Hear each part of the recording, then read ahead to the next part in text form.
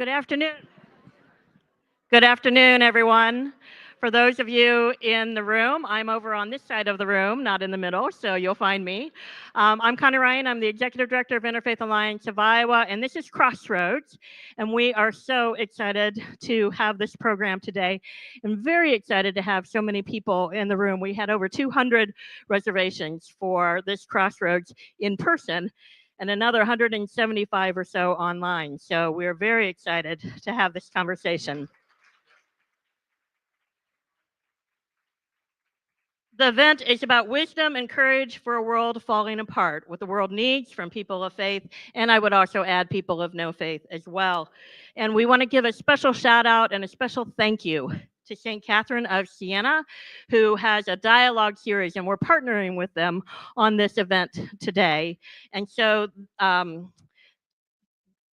Faith in Action for the Common Good is the foundation of the dialogue series, which invites people of all spiritual walks of life to listen, converse, and then act to improve conditions that benefit all members of society. For those of folks in the room, on the table, there's some flyers about the dialogue series, and so you can learn more about that, and I'll talk a little bit about it at the end. But we want to make sure that we have enough time for our guest speaker, who is Brian McLaren. Many of you know him well. He's an author, speaker, activist, and public theologian, a former college English teacher and pastor. He is a passionate advocate for a new kind of Christianity, just, generous, and working with people of all faiths for the common good. He is Dean of Faculty for the Center for Action and Contemplation and a podcaster with Learning How to See. He's a co-host of Southern Lights. His newest books are Faith After Doubt, and then also Do I Stay Christian, and then third, Life After Doom, Wisdom and Courage for a World Falling Apart. Brian is primarily known as a thinker and a writer. He has been active in networking and mentoring Christian leaders since the mid-1980s. A frequent guest on television, radio, and news media programs, he has appeared on All Things Considered, Larry King Live, Nightline, On Being, and Religion and Ethics News Weekly. His work has also been covered in Time, the New York Times, Christianity Today, Christian Century, and the Washington Post, and many other print and online media publications. And so I am delighted to be able to bring to you, with our partner, St. Catherine of Siena, Brian McLaren. Thank you. Thanks so much, Connie. I appreciate that. Can you all hear me okay? Can I get a thumbs up if you can hear me? That's great. Well, I am so impressed that such a big crowd would come out on a summer day like this. So thank you for coming. I also want to thank you and the organizers of this community, because, 100 years ago, there were very few, if any, interfaith communities like this anywhere. And so to have this size group in Des Moines and in the state of Iowa coming together is a beautiful thing. And that phrase, for the common good, is super relevant to what I'll be talking about today.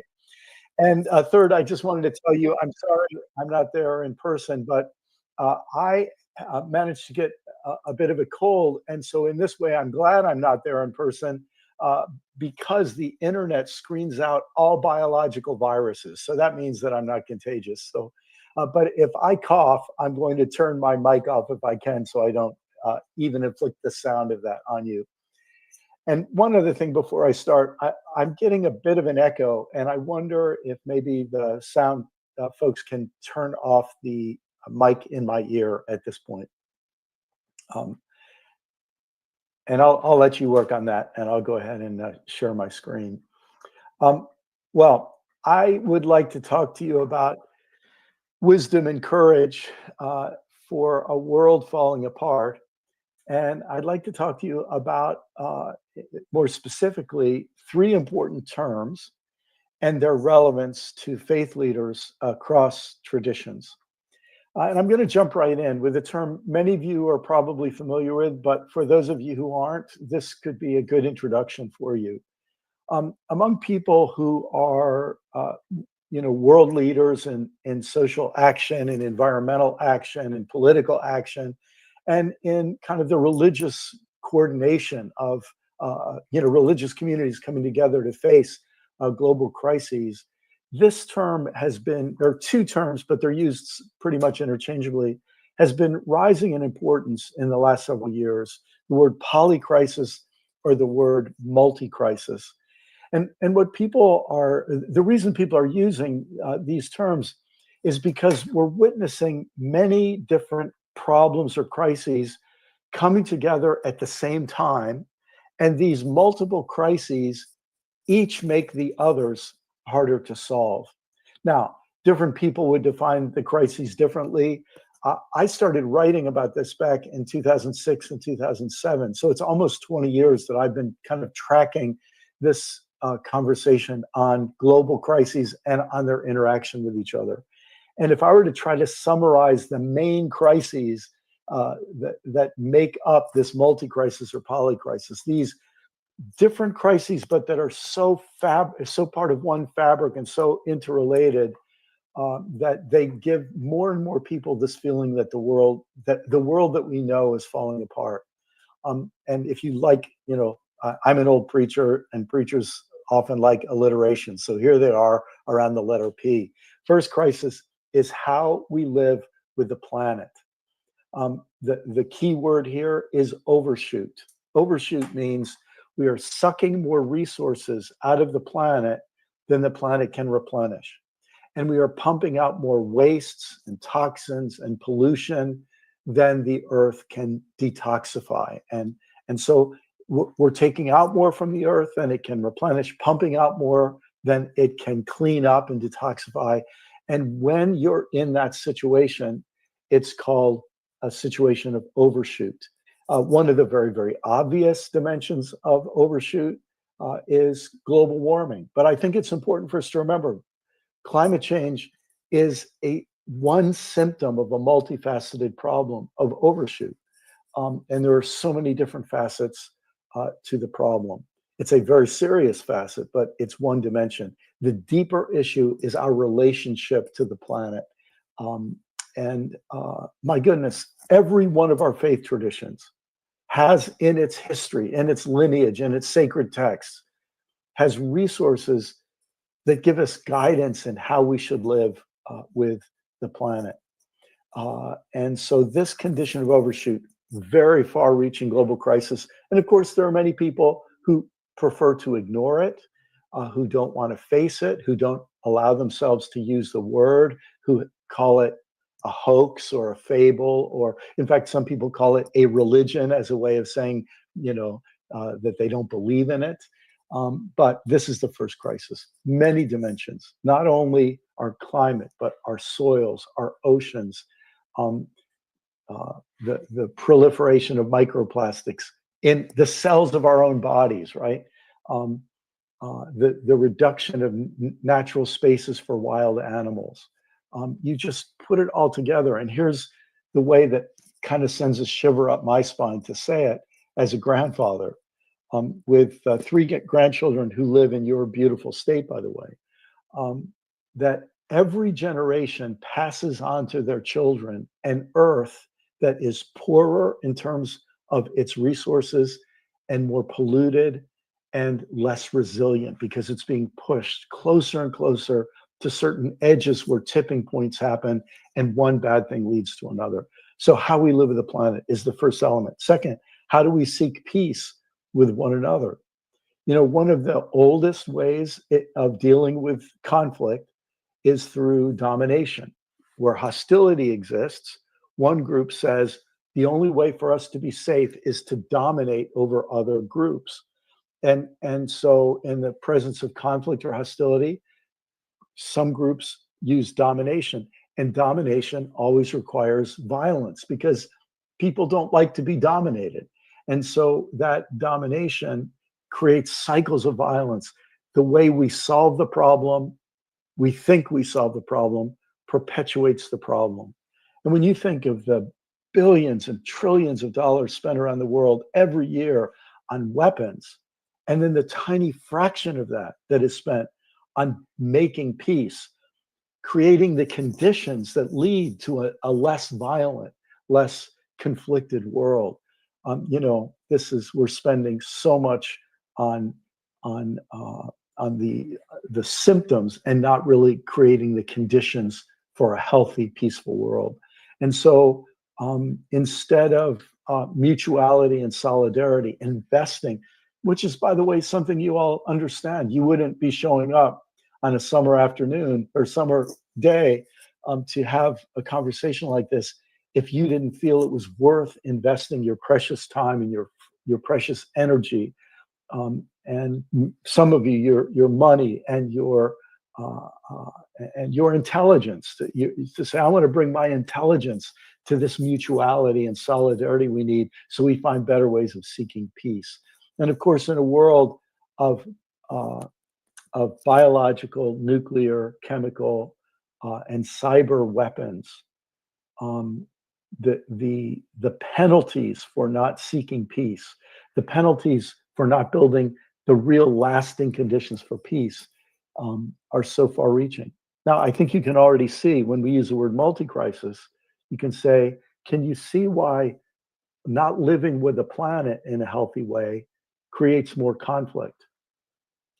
Because, for example, if the sea level rises and people can't live in a certain area, or if flash floods or fires decimate an area and people have to become climate refugees, those refugees then become a source for conflict, and people become prejudiced against refugees, or say, we've taken enough refugees, we don't want any more.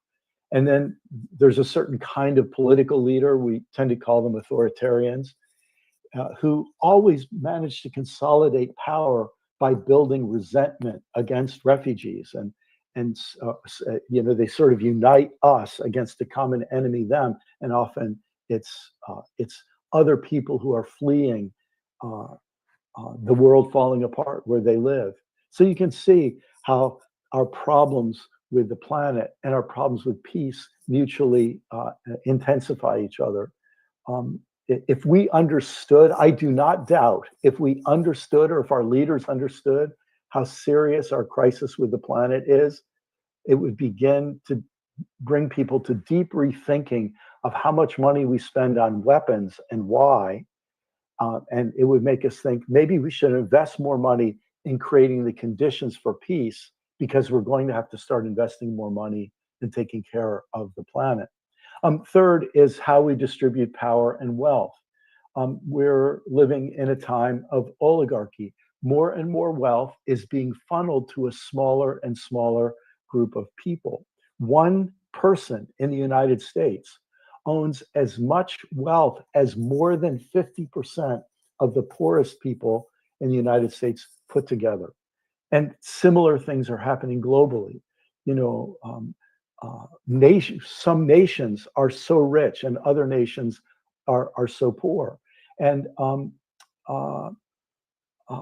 then so among nations, we're seeing this gap, but then within nations, we're seeing it as well. And so what's happening is in a sense, with democracy, wherever democracy exists, we're trying to distribute power, one person, one vote. We're trying to distribute power more fairly. But what we're finding out is that distributing power through a vote can easily be subverted when wealth is distributed to a very small group of people who can then, I know it's hard to imagine a world where super wealthy people would buy newspapers, and super wealthy people would buy cable television networks, and super wealthy people would buy social media platforms. But then, of course, how do they use those social media platforms and mass media platforms, but to help try to reinforce the political policies that will funnel more money to them and protect their status? And not only that, of course, so they can go direct to voters and try to sway them with biased information. But of course, then they give money to politicians directly and indirectly to be sure that their power is concentrated. And so at a time where we wish our leaders we're concerned about equality, and we're concerned about leading with wisdom, and we're concerned about leading with justice, so many of our leaders uh, are bought and paid for. And in that case, they respond to the most powerful individuals and corporations rather than the problems of the planet or the challenges of peace. So now you start to see how those three problems are related. On a deeper level, how do we define profit and success in our cultures? And we tend to define profit and success in terms of individually hoarded wealth. I'll just share with you a kind of personal story. I was a pastor for 24 years, and at one point in my career as a pastor, I became very discouraged, and I was somewhat burned out, and I wasn't sure I could keep going. And I went to a counselor. It was one of the first times in my life I went to a professional counselor. And I went to someone I felt would understand me as a clergy person. And I shared with her, I'm so discouraged and I'm so drained, and I just don't feel like I have anything left. And I don't know what to do, because when you're a pastor or a rabbi or an imam, any kind of spiritual leader, your own morale is super important. Otherwise, you feel you're faking it. And then that just makes you feel worse. And so I'll never forget, the counselor asked a very perceptive question. She said, well, have you thought about what you would do if you were to leave the pastorate? And I said, this is going to sound crazy. All I've been thinking about is, how can I make a lot of money? I don't even care what I would do. And here's the irony. I don't even care about money. I'm not a money-oriented person. It's just not my thing. And she said, oh, no, it makes perfect sense. She said, because when you're clergy, it's very hard to measure your success. And in our culture, making money is a way to measure success, you see. So when that gets built into us, well, that phrase that's part of your what you all are about there is this idea of common good. So instead of defining profit and success as the common and shared well-being of Des Moines or of Iowa or of a nation or of our whole world, when we're only thinking about, when so many people are only thinking about individually hoarded wealth, you can see how that problem makes the first three problems harder to solve. And let me just add, a lot of people see the decline in many of the numbers for organized religion. And they say, that's okay, just let it go. But I know something that I think all of you know. If you were to take away our faith communities, there's just about nobody whose job sets them up to have to challenge that definition of profit and success as individually hoarded wealth, except our faith communities. And so we so desperately need our faith communities. And for those of you who are discouraged the way I was at that point in my career, I just want to tell you, if you need to take a rest, you deserve a rest. And if you need some help, ask for help. But never question that your work is important, because it's our faith communities that dare to challenge people to a higher calling of what profit and success really are about. As a Christian, I think about something Jesus said: what will it profit a person to gain the whole world and lose their soul, or we might say lose their true self? And so our communities are so important in that way. And then finally, just for my little short 5-part polycrisis list, how do we shape purpose and meaning? And again, this is a place where religious traditions play such a critical role. But our religious institutions are struggling for a long list of reasons. And let me just tell all of you, it's not your fault. You're the kind of people who are keeping this thing going. But there are many issues that have been weakening religious institutions. Let me just mention, in the last 20 years or so, there was a shift in the religious demography of the world. It used to be that the world's largest religion was Christianity, with about 31 to 33% of the world's population. The second largest religion was Islam, with 21 to 24% of the world's population. And the third largest was Hinduism, about 17% of the world's population. But just in the last couple of decades, people with no religious identity surpassed Hinduism as the third largest religious group. And so so there are more and more people who are looking for spiritual meaning, but the religious institutions are aware of are not speaking their language. And so at this time, when many of our religious institutions are struggling, they do something very understandable. They start worrying about their own survival. But then when they worry about their own survival, they stop caring about the world around them. And so the problems of the planet, peace, power, and profit, uh, they're only concerned about their own survival, and they aren't even in the game to try to help us uh, find that common good. So that's just a short overview of this word multi-crisis or polycrisis. And I hope you feel what I feel, that our faith communities, our faith traditions, including, as Connie said earlier, the people who are building systems of meaning and value without any creed or explicit religious beliefs, but are from other motivations and other well springs, are trying to build a set of values that would help us address this polycrisis. Because here's the thing. Reality is what doesn't go away when you don't believe in it. And these 5 issues will not go away. Second, I wanted to share with you a word, doom, as I define it, and as I think it's helpful, could be helpful for all of you in your work. Of course, this is a word that I decided to use in my book that came out last year, Life After Doom. And as I use this term, here's what I mean.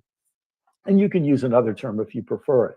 But what I mean is this: a psychological experience that arises when we realize that our problems have grown bigger than our solutions. When we have the existential experience of saying, now that I see this problem and I look at all of our solutions, technological solutions, business solutions, political solutions, even religious solutions, and I just don't see how we're going to face these problems. And as more and more people become aware of the polycrisis, more and more people will reach this moment where they feel that our problems are bigger than our solutions. Now, 2 things can happen at that point. They can give up, or they can go in denial. And if they do either of those 2 things, they stop addressing the problem. And so, in a sense, they become part of the problem rather than part of the solution.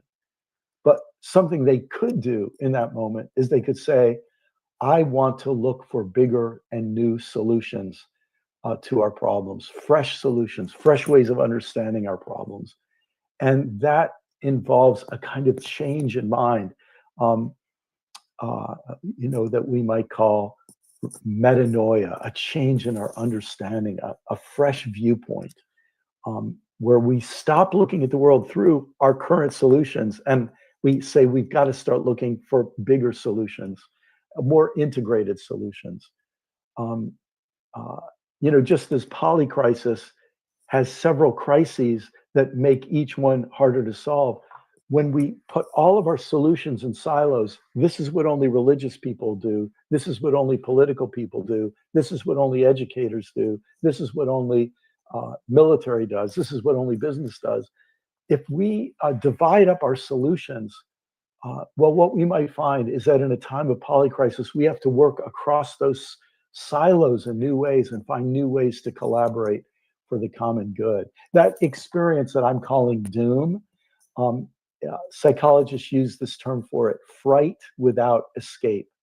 And it is a very, very challenging thing for people to experience.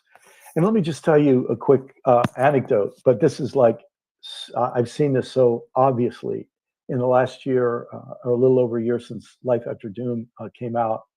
When the book, people talk to me who've read the book, people over 45 almost always say to me, wow, that was a challenging book to read. I'm so glad I got past chapter 2 because it really helped me, but chapter 2 was really hard. Chapter 2 is when I try to describe the polycrisis. People under 45 or so, almost as if they were reading from a script. Here's the word they use with me. They say, wow, reading that book was a relief. And then what they tell me is, I feel this every day when I get up, this feeling that our problems are bigger than our solutions. And it just feels like nobody will talk about it. And so you said the quiet part out loud. And I expect that in the coming years, more and more of Earth's 8+ billion people are going to go through this process, and they're going to need some community that helps them process their anxiety and process their disillusionment and go through this journey. As Brene Brown says, we are not socially, biologically, cognitively, and spiritually wired for some of the stuff, I'm paraphrasing, going down right now. Our lives are somehow unfolding faster than the human nervous system and psyche are able to manage well. And I wonder if you can imagine your faith community being a community where people who feel, I just don't know how to cope, are able to come and be in a context where they won't be scolded for saying they feel that way, but they'll be accepted, and they'll have a community where they can process that and get some help. The people who are already feeling that stress need some place where it can be talked about so they can experience that kind of relief. And that brings me to the third word I wanted to mention this morning. Many of you know I've been working in recent years with an organization founded by a dear friend, and I bet someone who's beloved to many of you, named Father Richard Rohr, Franciscan friar and Catholic priest. I want to just tell you a quick story. Richard came to me. Actually, Richard and I became friends about 26 years ago. And we began, because we're both out there speaking in a lot of places, we'd often be invited to speak at the same place, and we'd get a meal whenever we could when we were in the same city. And one night he said to me, and this is before I understood the poly crisis or multi-crisis, he said to me, Brian, I'm beginning to see that we can't solve the problems that we're facing with the mindset or the level of consciousness or the patterns of thinking that got us here. You've all probably heard that saying attributed to Albert Einstein. You can't solve a problem on the same level of consciousness that created it, under the same assumptions that created it. So I'm beginning to feel this. And he said, I'm going to devote a lot of my energy in the years ahead to trying to help people learn to see the way contemplatives see, to learn broader and deeper ways of thinking. And Richard and others often define contemplation as meeting all the reality we can bear. And you can see how in a time of polycrisis, helping people just open their minds and open their hearts to what's really happening out there. That involves circumventing our personal and social biases, because we all we have biases that keep us from facing reality. That's really the purpose of a bias. Bias helps you keep reality at bay so that you can maintain your comfort or your privilege or whatever it might be. And what we then also need, and what contemplation does, is it helps us practice, it helps us cultivate a practice of humble openness to unknowing. You see, when we immediately step in and say, oh, I know how to fix that, let the market fix it. Oh, I know how to fix that. The next election can fix it. When we're dealing with a multi-crisis, we're not going to be able to fix our problems in the ways that we have been used to in the past. And one of our most difficult steps, I think, is to learn to sit with reality that faces us and say, I don't know what to do. Now you might say, well, why admit that? Shouldn't we have a can-do spirit? Well, if can-do spirit is denial, then we'll just keep bringing the same actions to a problem that haven't solved it yet, and in fact, that keep making the problem worse. But when we learn to sit with unknowing, new possibilities are unleashed, new imagination, new creativity, new curiosity. And what if billions of us on this planet, in order for us to get to where we need to be to deal with these crises that we face, what if at the heart of it is a kind of a spiritual matter? of developing the humility, a willingness to challenge and face our biases and see the reality beyond those biases. What if that kind of humility and curiosity and openness to wonder and new possibilities, what if that is one of the things that is absolutely needed? This little diagram, I think, captures it. And in fact, I structured that book, Life After Doom, around this pattern, that there's a period of letting go where we all have inherited assumptions that carried us this far, and they're very precious to us. But then we start to think the world doesn't seem to match that assumption anymore. And so we have to let go.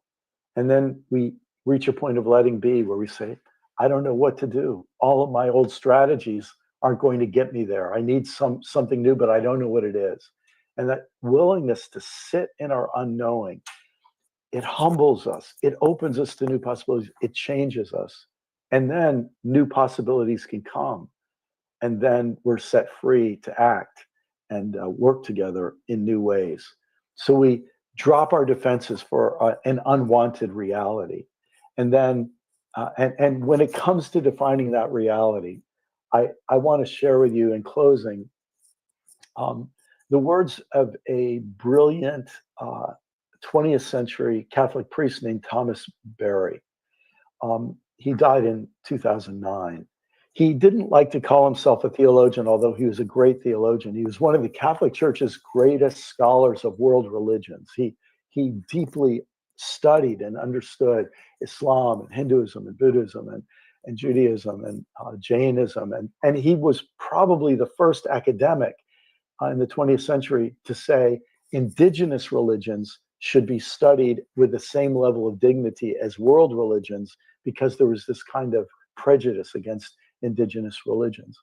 Super important person. And for the last 40 years, 30 plus years of his life, Thomas Berry, wherever he would go, loved to say these three statements. He would say, I'd like to define our current situation in 3 sentences.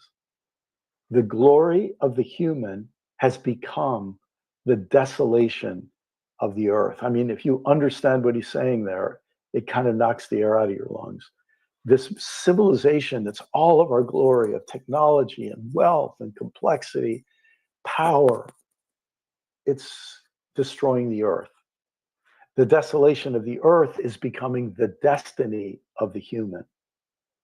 And then he said, all human activities must now be judged primarily by the extent to which they foster a mutually enhancing human-earth relationship, where we learn to live in harmony with each other and in harmony with the earth. So for our faith communities, I think these crises present a challenge, but they also present a phenomenal opportunity for us to step up, to get on deck with the resources of our community, because no one nation or religion can address the poly crisis alone. We all need to contribute our best resources for the common good. And in the coming years, billions of people are going to be experiencing these anxieties that I call a feeling of doom that they've never faced before. And they're going to need spiritual communities, loving, generous, wise communities to help them. And each of our traditions has resources that can contribute to a mutually enhancing human-earth relationship. We're going to open up for questions in just a minute, so you might be thinking of your question, but I just wanted to share, I will be there in person next month, and we're going to talk about these issues in more depth. We're going to talk about 4 scenarios of overshoot. We're going to talk about something called the adaptive cycle that I think could be very useful to you in your own thinking. And I'm going to explore this little phrase that that has helped me a great deal. I don't know what the future holds, but I know how I want to show up. And as we close, it might help to just to give yourself permission in the depths of your heart. Say, I don't need to fix this all today. I don't need to agree with it. I don't even need to fully understand it.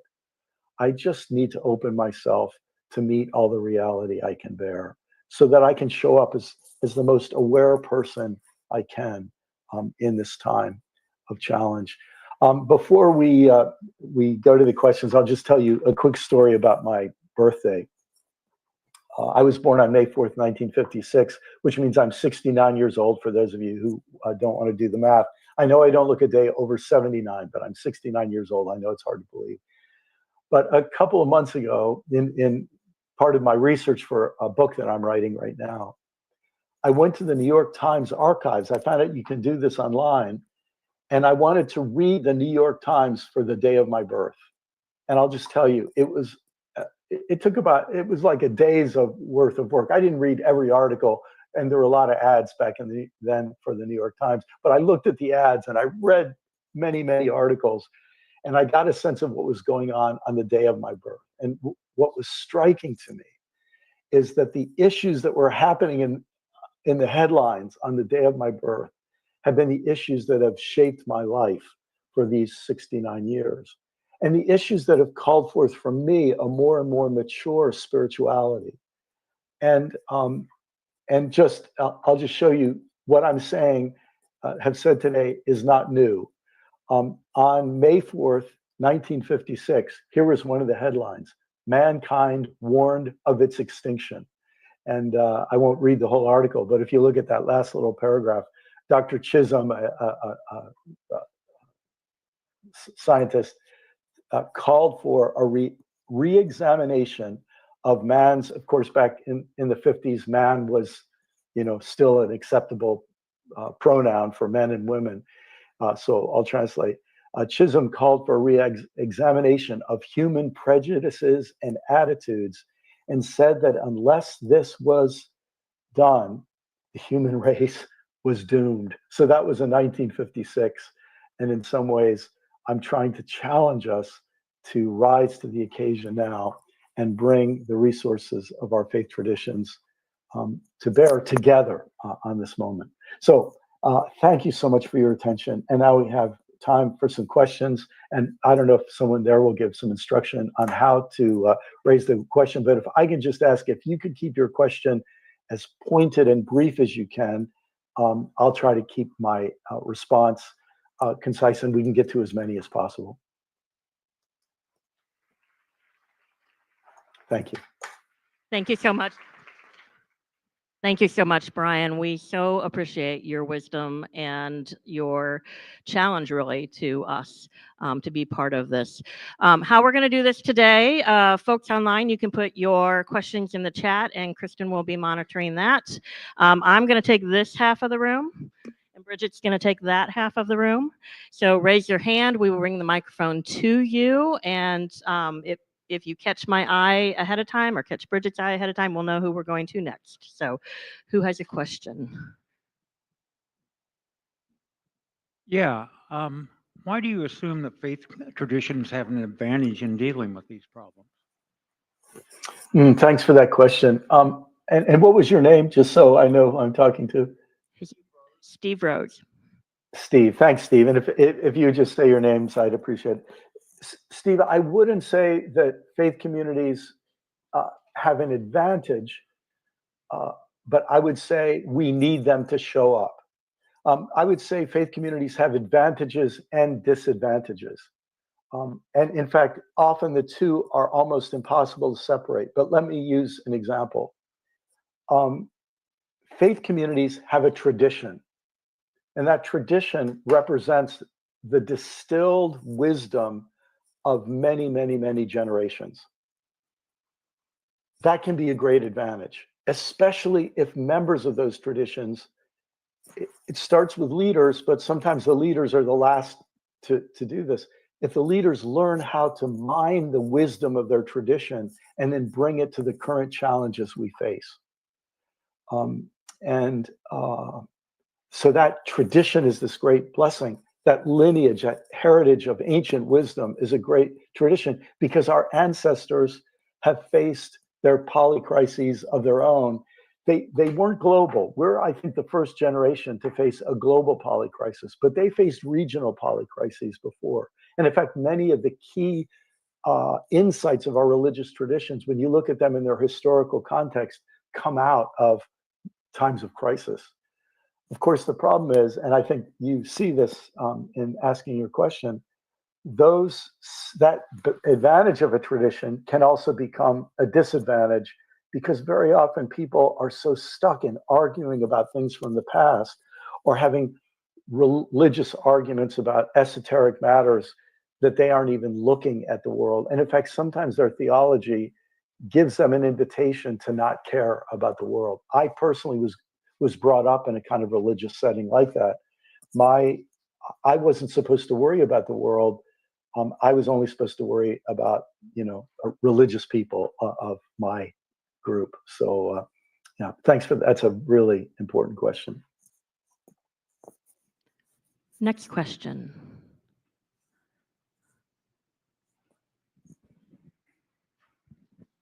Hi, and Bill Howard. Hi, Bill. I'm all on board with what you said about contemplation and new ways of looking at problems. Where I struggle is, what difference does that make when you butt up against the static economic and political system that we deal with? Yes, Bill, there's an honest and important question that I personally deeply resonate with. In fact, let me just tell you all a quick anecdote about that. When I was writing this book, Life After Doom, I have a friend who's a famous economist. We met at a speaking event some years ago, and I think he would identify as a very committed atheist. And this was during COVID, but I emailed him, and I said, his name is David. I said, David, it would really help me to have a conversation with you. He's in his 80s now, so I didn't want to presume that he felt up to it, but he's in good shape. So I said, it would really help me to have a conversation with you. And I knew he'd laugh. I said, I'm having a spiritual crisis, and I need your advice. So that got his attention, and we got on Zoom, and he said, things are in a bad way if you're calling me for spiritual advice. I said, no, I think you can really help me. I said, here's my problem. I have this feeling that the most powerful force on earth, I used to think that theology was the big picture that ordered people's understanding of the world. And now I'm coming to believe that it's economics, and that the agenda of so much religion is actually set by economics. I didn't say this to him, but I would say to you all, especially those of you who come from a Christian background, Jesus saying you can't serve God and money, coming to make sense to me in a new way. And David laughed, and he said, oh my gosh, I don't want to hear you say that. He said, because if you think religious fundamentalists are bad, you should see economic fundamentalists. and of course, this is the problem, that if economic fundamentalism is actually our deepest problem, the people with economic power want to hold on to it and will let the earth be destroyed as long as they can make a profit till the end. Like their thinking has been so constricted into a kind of profit-based tunnel vision. So what this tells me is much of our religious community is also controlled by those economic interests. But our religious communities need the courage to stand up to this. I'll just tell one quick story to illustrate this. Those of you in the room, especially who are Catholic, but I hope all of you have heard of it. Pope Francis wrote a document many years ago called Laudato Si, and it was called an encyclical, which means it was a letter to the whole world. And the letter was a plea to the world to hear the cries of the earth and the cries of the poor. And when I lived in Washington, D.C. at the time, and I helped organize a big interfaith gathering at the National Cathedral, where we got religious leaders from as many traditions as we could to come together in Washington, D.C. and to say, we agree with Pope Francis. We need to come together to hear the cries of the earth and the cries of the poor. And one of the speakers at that event was a brilliant Muslim leader. And he had brought together, well, actually, he didn't bring them together, a group, the largest group of Muslim scholars in all of history, the largest and most diverse group, came together and crafted and signed a statement saying that we agree we have to hear the cries of the earth and the cries of the poor. And that was going to mean that we have to in hearing the cries of the earth, we have to stop acting as if fossil fuels will solve all of our problems. And this group came together, and at the last minute, a whole bunch of them who designed a statement said, we can't sign this because we come from oil producing companies, we come from oil producing countries. And if we sign a statement against fossil fuels, we will be in so much trouble in our countries. And they had a crisis of confidence, and I can't blame them. I don't know how many religious leaders in this country would stand up to the powers that be to make that kind of a statement. And this fellow who spoke at our event had been called in because he was internationally known as a negotiator. And he helped them find courage to sign this statement, even though it meant all of them would get a lot of pushback. And I suppose this is why I'm here talking to you all and why I do what I do, because I actually think that religious people have a better chance of having a critical mass of religious people have a better chance of changing course than people whose primary obligation is to money or power. Okay,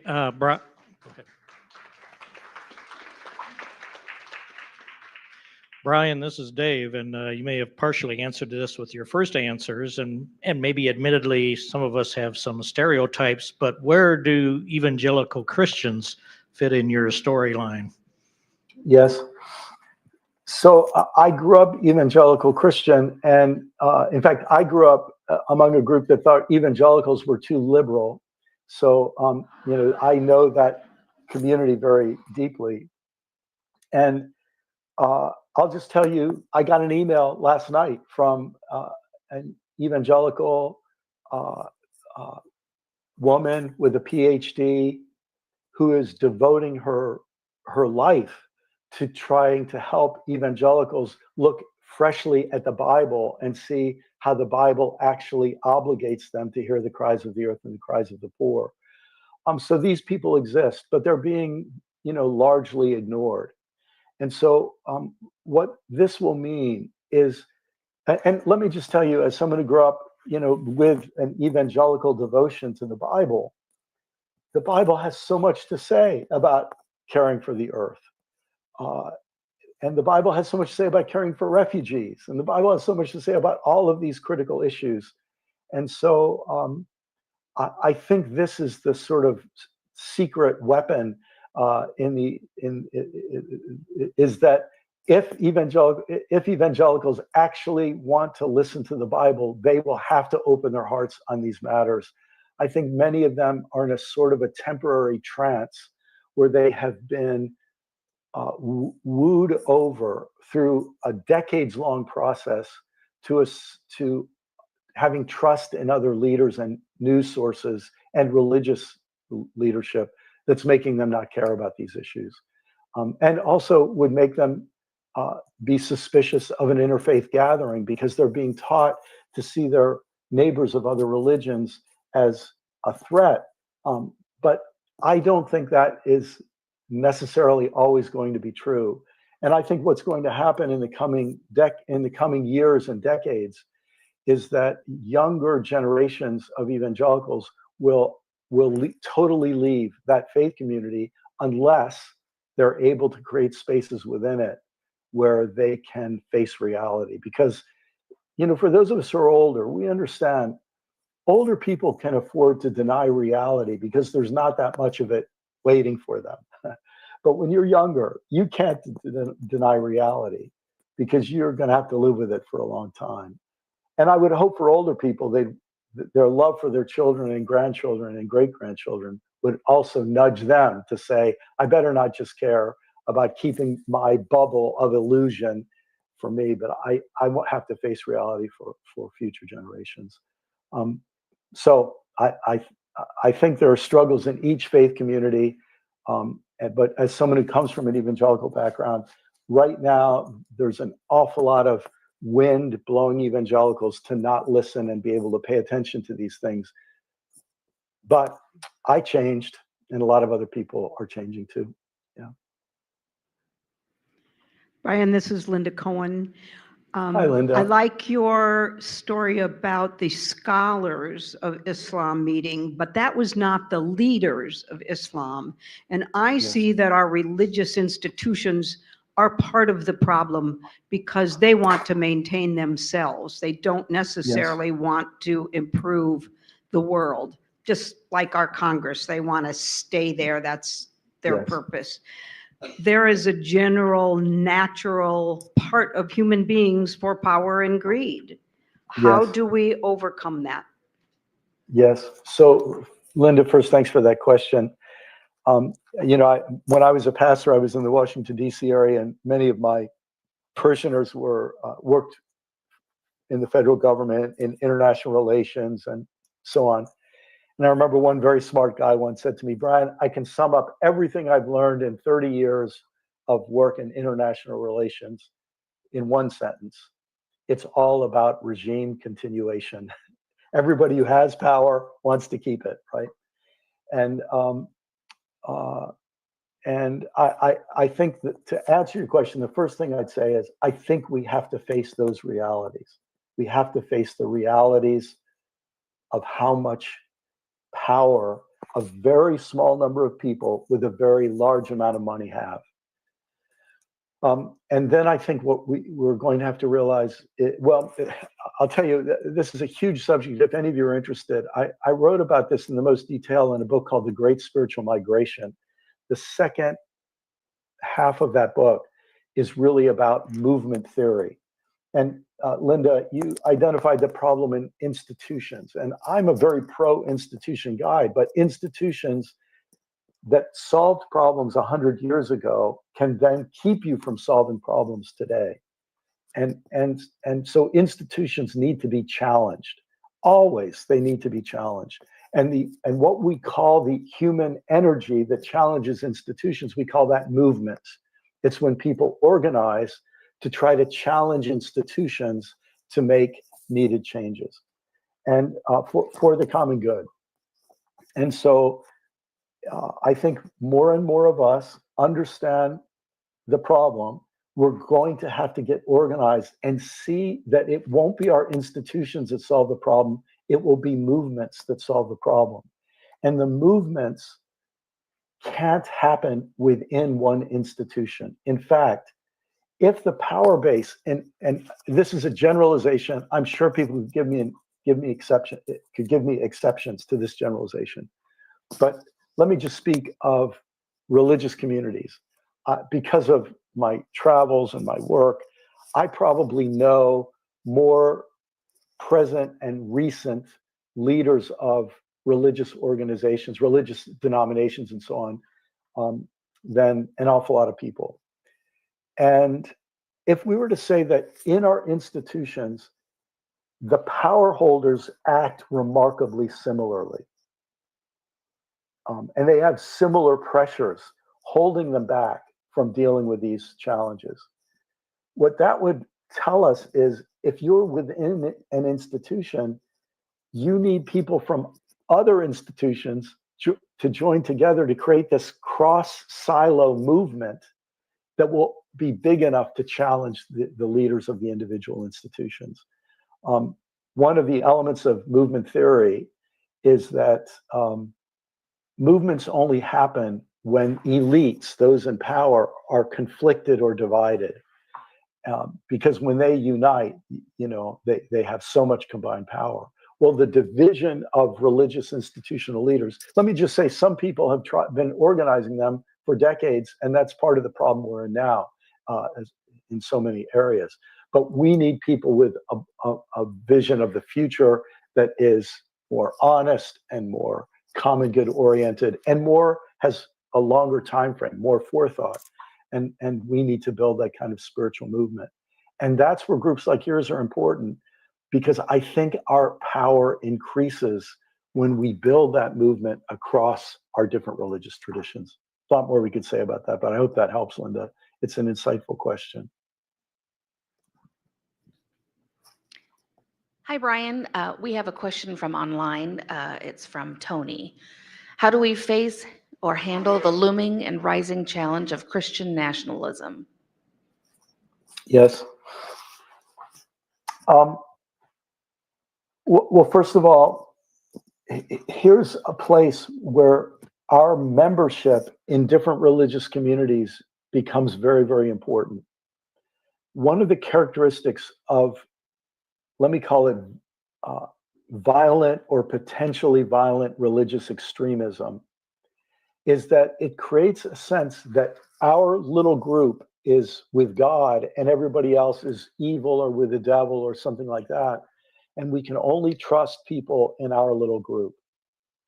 Well, if we're going to ever get through to the people within your denomination or tradition who are in that, being pulled in that extremist dimension, it's only people within your community probably who will be able to have conversations with them. And I'd like to give you all a little script that could be useful. I know our time is up. I'll make this as brief as I can. But there's a little 5-word saying that I want to give you all that I want to encourage you to use with Christian nationalists. And by the way, there are counterparts to Christian nationalism in Judaism. There are counterparts in Islam. This is a problem of violent religious extremism that we see across religious communities. There's a version of this in Buddhism. It's everywhere in the world, in every religion, because on a deeper level, it's not just a religious problem, it's a human problem. And so here's the little 5 words. You can memorize these. Wow, I see that differently. How about you repeat after me? Wow, I see that differently. There you go. Perfect. Now, wow is a way of saying, I have a lot of emotion about this, but I'm not going to yell. I'm not talking about you. I'm not attacking you. I'm not insulting you. I'm defining myself out loud. See that differently. I'm not even talking about right or wrong. I'm saying how I see it. And almost always when you say that, the person will say, well, what do you mean? Well, if you're in public, here's what I recommend you say. I recommend you say, hey, if you're interested in finding out how I see it, let's set up a time to talk in private, because if you're in public, people almost always perform for the other people rather than actually have a conversation with you. But then if you can make that offer, if you're interested in understanding how I see it and why I see it that way, I'll be glad to share that with you. In doing that, you give a great gift to that person. The gift is that you're making it clear to them that you see it differently, but that you don't hate them and you're not writing them off, that you are open for conversation. And you're also defining the terms of the conversation, not to have an argument. If you got together and started having an argument, you said, oh, I'm sorry, I thought you were curious about seeing how I see it, understanding how I see this differently from you. Could we stick with that for right now, right? Because when we get into argument, it becomes ego versus ego, and very few people learn anything in those conversations. So those 5 words might help you. And the fact that I wish we had more time, I hope I'll meet many of you next month when I'm in town. And I want to thank you again, sincerely, for your intensity and attention and coming together today. And for all the folks online as well, thank you so much. And to Claire, you and your team, thank you so much. Brian, thank you so much. I hope you can hear the clapping in the room, and I'm sure there's clapping online as well. Thank you so much for being with us. As Brian said, he will be in Des Moines on the weekend of September 21st, and that is through the St. Catherine of Siena Dialogue Series. The flyers are on your table. We'll make sure to get that information out in our weekly newsletter, but I want to make sure that we give a round of applause also to St. Catherine's and for their support of their entire dialogue series and today's Crossroads. We have a couple of events coming up, and I hope that you've seen that also in our e-newsletter. Guthrie Graves Fitzsimmons is part of our national staff and is an expert on Project 2025, Christian nationalism, just a lot of things. You'll see him in the media a lot, and he's coming to Des Moines. We have 2 events, one in Des Moines and one in Cedar Rapids. The evening of September 4th is in Des Moines, and then during the day for our Intersections Luncheon on September 5th. And so I hope you will take advantage of those. Be with us in person on September 4th, and you can watch him. The Des Moines folks can watch him online September 5th, or if you're watching online, you can be in person from Cedar Rapids. You know what I mean. So anyway, we're excited to have him. He is truly an expert on a lot of the issues that we care so deeply about. Thank you to everyone for being here, and for those of you who are online, and I hope that you have a fabulous weekend. Thank you.